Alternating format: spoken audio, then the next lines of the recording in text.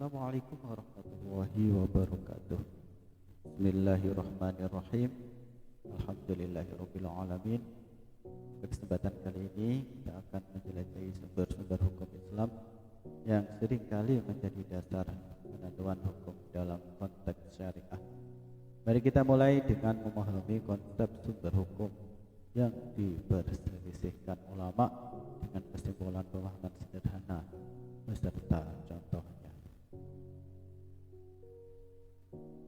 Sumber hukum yang diperselisihkan ulama yaitu syar'u man qablana, qaul sahabi, maslahah mursalah, istihsan, al-urf, dan istishab.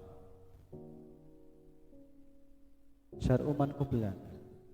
Syar'u man qablana adalah hukum yang disyariatkan Allah kepada umat terdahulu seperti yang terdapat dalam Al-Quran dan Sunnah.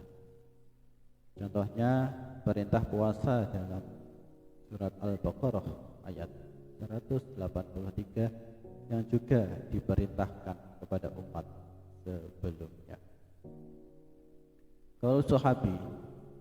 Kalau sahabi adalah pendapat atau hukum yang disebutkan oleh sahabat Nabi Muhammad SAW.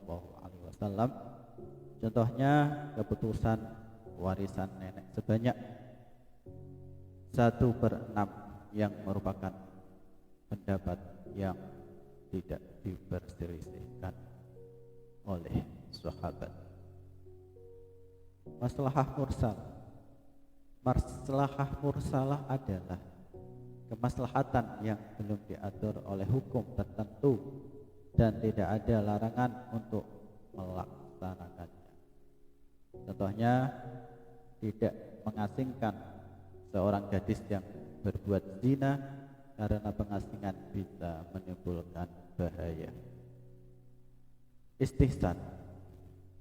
Istihsan adalah peralihan hukum suatu masalah dari hukum sebelumnya karena ada dalil khusus yang lebih kuat.